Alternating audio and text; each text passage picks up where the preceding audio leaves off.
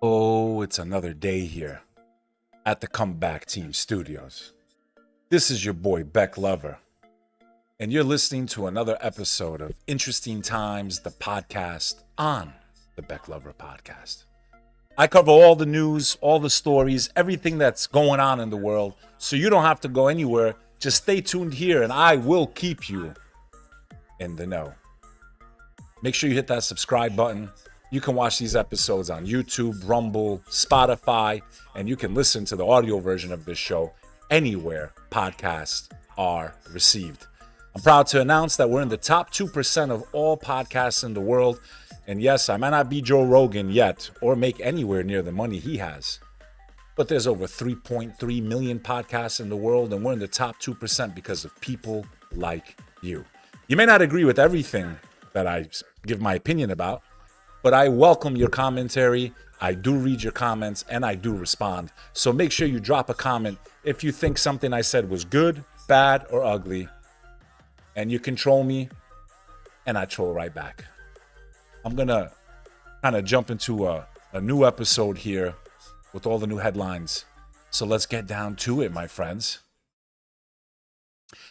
So I just posted a new podcast yesterday with someone from the UK who has lived there over the last, 20 years of his life. He was born in Albania, went there as an immigrant for a better life.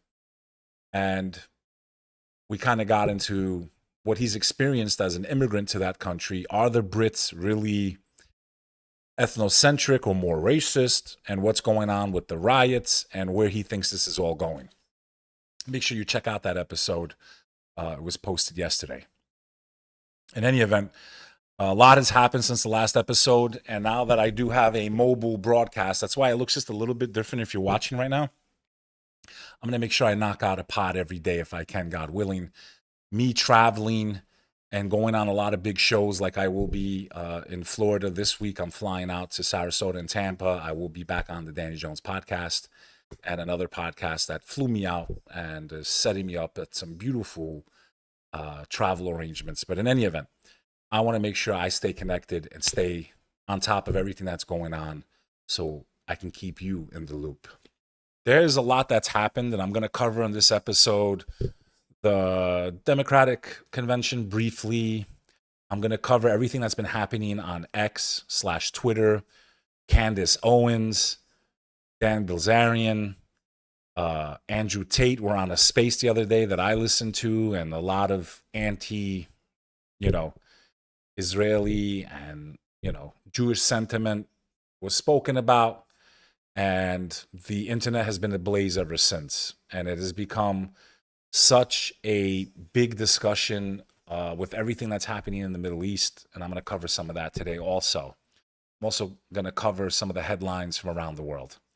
Let's start with the Democratic National Convention. Yesterday, we had Joe Biden come and basically say goodbye. And I'm going to play a little soundbite here. Hopefully it doesn't get taken down, but let's play this little soundbite for you so you can kind of hear what he had to say. And end the war in Gaza and bring peace and security in the Middle East.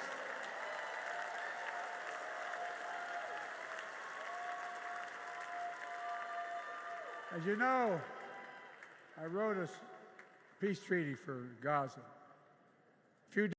He wrote a peace treaty for Gaza.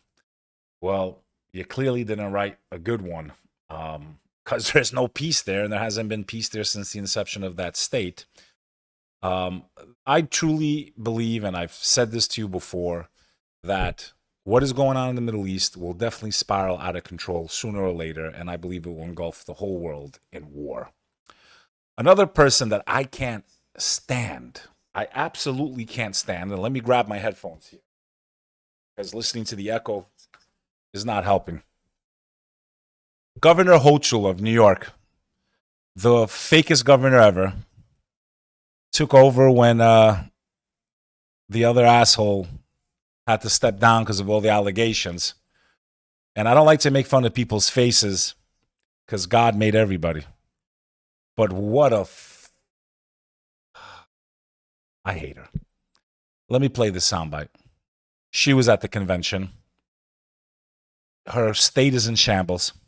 Her city's in shambles. New York City. Spent $5 billion on migrants last year, housing them in hotels. Our infrastructure is in total disarray. People do not feel safe in New York City. And this witch, this evil cunt, has the face and the audacity to stand up there like she's a proud example of what a governor should be like. And you that live in New York that are being robbed, overtaxed, potholes, infrastructure problems, are going to sit there and listen to her like she's someone we should admire. She's fucking disgusting. Play. Donald Trump was born a New Yorker, but ended up a fraud, a philanderer, and a felon. He wasn't raised with the New York values that I know. He never had to worry about childcare costs or groceries or rent. He never had to worry about anything or anyone but himself. And who are you worrying about? Who are you worrying about in New York City? You're doing a good job. You're doing such a good job, Kathy.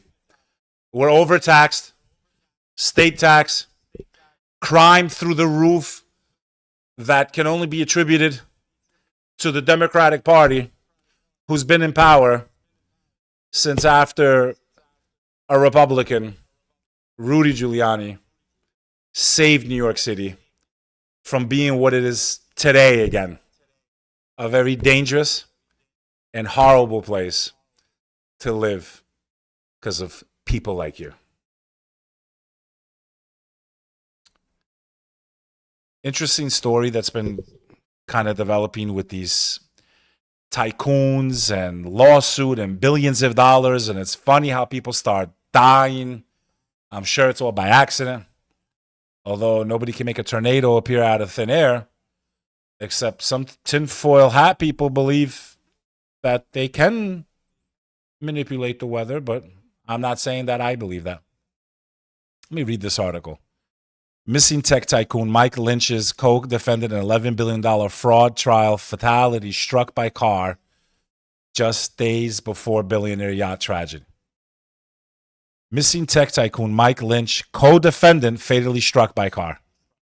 Missing UK tech billionaire Mike Lynch's associate Stephen Chamberlain, who stood trial for fraud alongside him after the sale of the software company Autonomy, died just days before the entrepreneur vanished in a shipwreck off the coast of Sicily.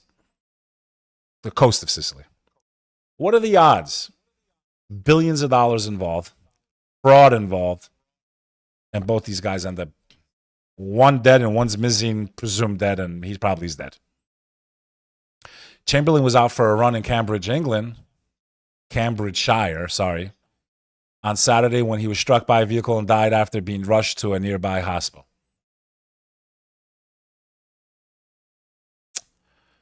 Both men were acquitted last June. Lynch's wife, Angela Baseris, was rescued soon after the vessel went down after a major storm, but the British tech magnate, sometimes referred to as the Bill Gates of the UK, and his daughter, Hannah, are among 6 missing passengers who have yet to be found. The missing include 4 British nationals and 2 Americans. So they were on a super yacht between Italy and Sicily.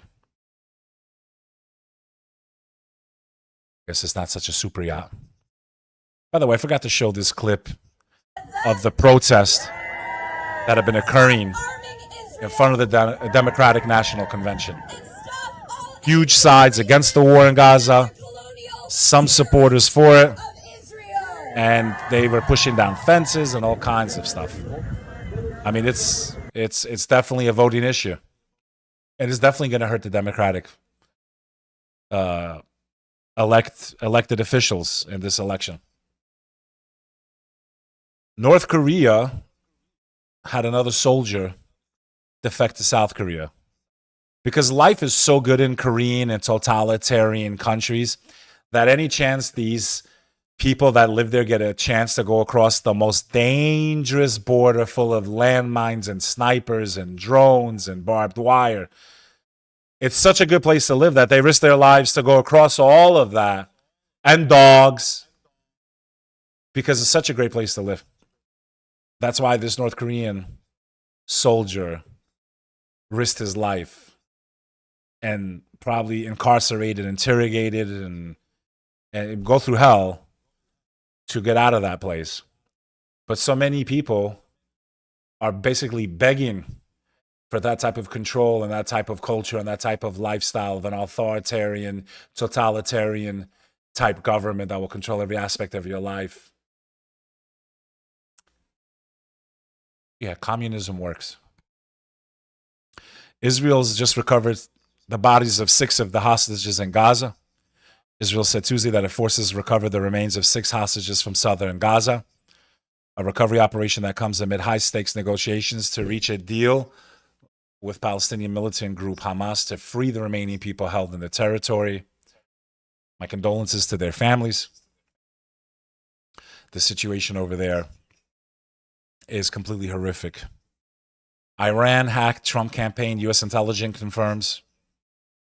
Iran was behind the recent hack of Donald Trump's presidential campaign. U.S. intelligence officials have confirmed. The FBI and other federal agencies said in a joint statement that Iran had chosen to interfere in the U.S. election to stoke discord and undermine confidence in our democratic institutions. The intelligence community is confident the Iranians have, through social engineering and other efforts, sought access to individuals with direct access to the presidential campaigns of both political parties, U.S. intelligence officials said in the statement.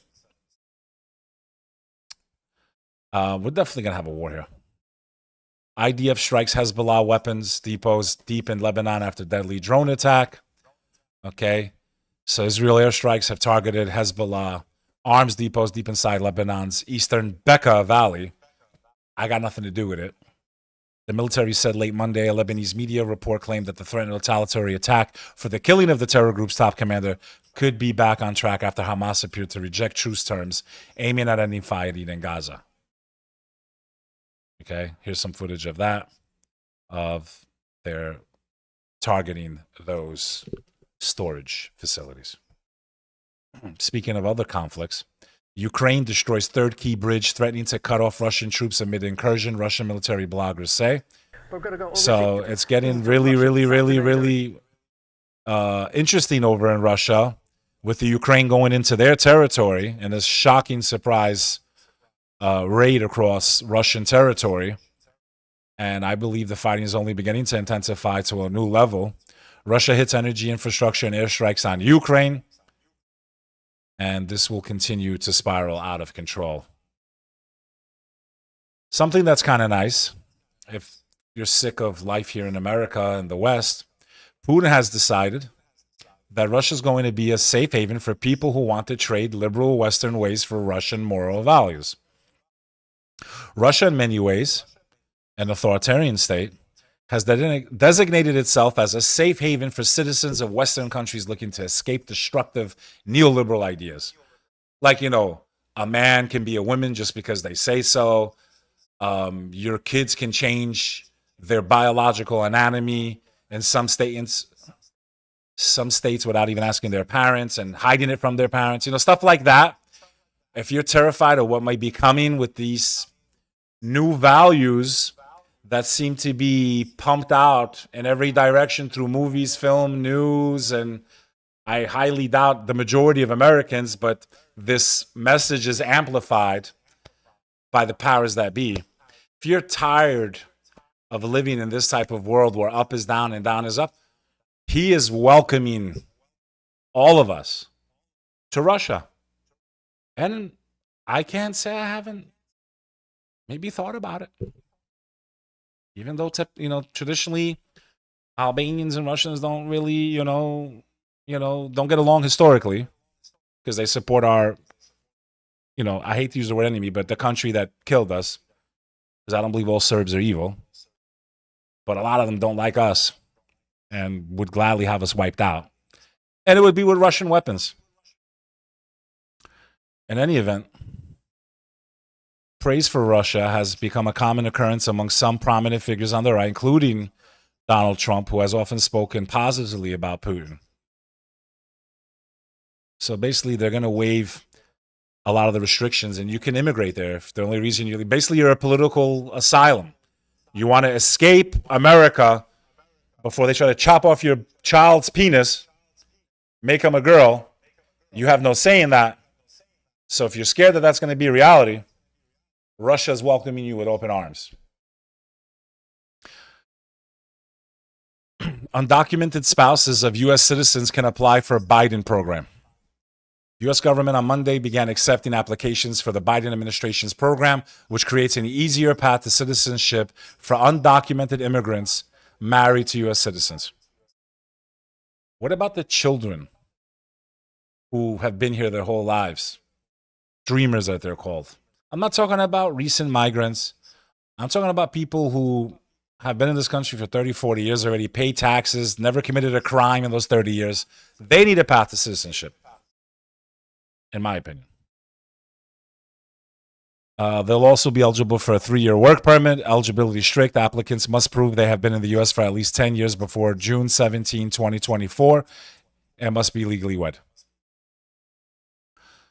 If you need some extra cash, Switzerland is offering $60,000 prize for ideas to help them get rid of military ammunition that was dumped in iconic alpine lakes.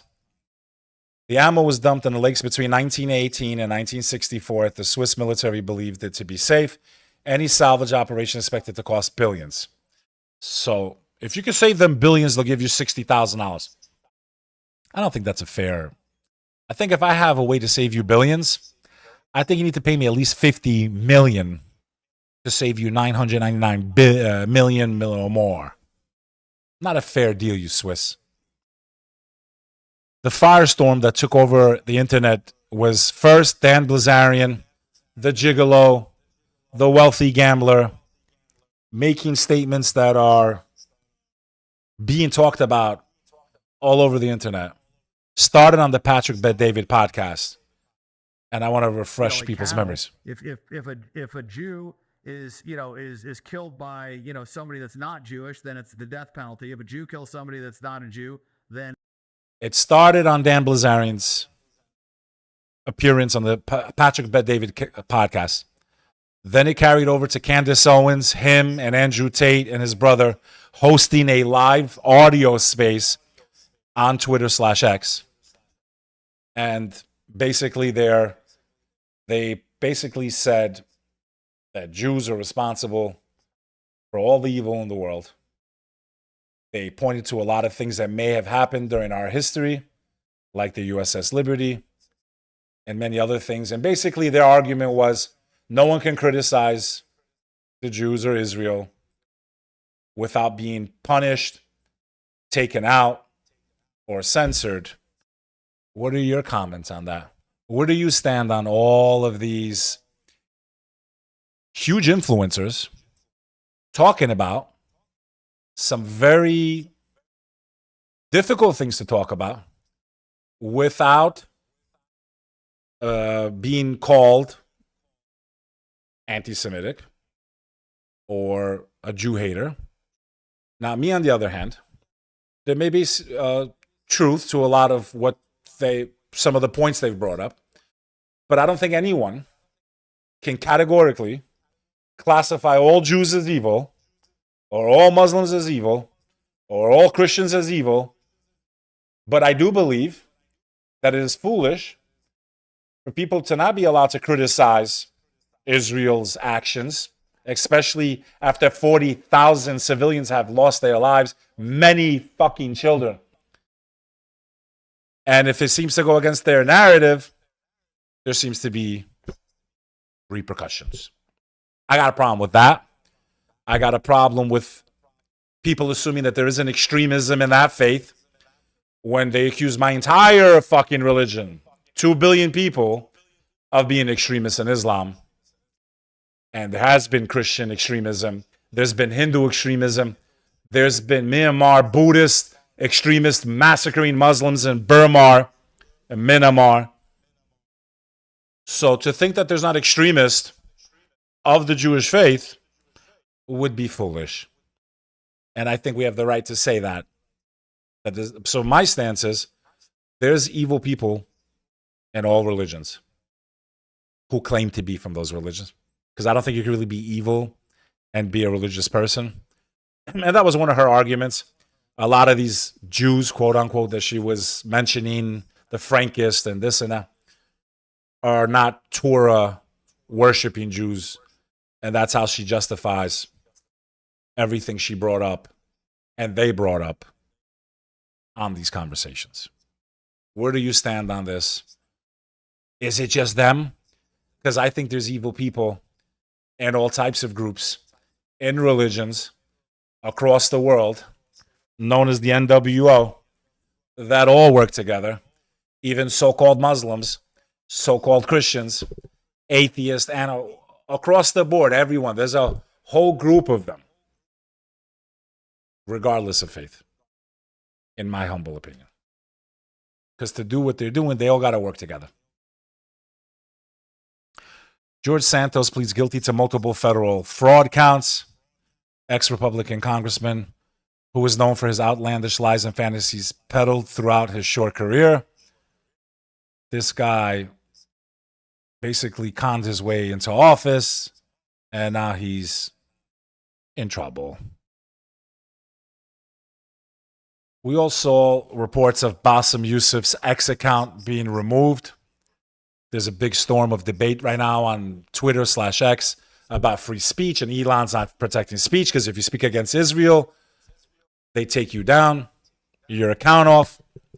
However, when I pulled up his Instagram, if I can find it here, Bassem's Instagram, he posted here because these accusations are being made. Whoa. You want even me, let me turn off my boy Bradley. Basically, what did he post to respond? He wrote here, my Twitter account will be back. I am here on Instagram and Facebook, and any other accounts posing as me on Twitter are fake. My account wasn't taken down by X, and I don't wish to falsely victimize myself using this. When safety issues concerning my loved ones are alleviated, I might consider coming back. I wish to deal with this away from the media. I will still be posting on my content on TikTok and Insta and Facebook. So I don't believe it was X that took his account down. I guess he had some type of security issue or a hack or so even I was a little presumptive that he was taken down for commenting about the Middle East. So I was wrong. Mpox seems to be exploding and spreading throughout the world.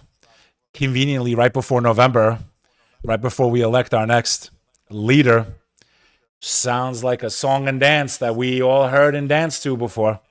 I don't find it a coincidence. And what are the odds of 2 back-to-back pandemics? But in the Congo, 27,000 cases, 1,100 people are dead already. And it seems that this strain is much deadlier. There's been detection in Sweden. There's been detection in Asia. And if I was a betting man, it's spreading throughout the world. So be ready, folks. Because we live in interesting times. Interesting times indeed. I think we're going to be seeing a lot of volatility. Things are really going to ramp up, especially because of what's going on in the Middle East, and especially what's going on in Russia and the Ukraine. I don't see how this doesn't spiral out of control. In any event, this is a short episode from my mobile studio. It's getting better. It's not there 100%, but I want to thank you for your patience, for your support, and I'll keep doing what I'm doing. I love you. Take care of yourselves. Stay safe out there and be vigilant. It's Bek Lover, signing off.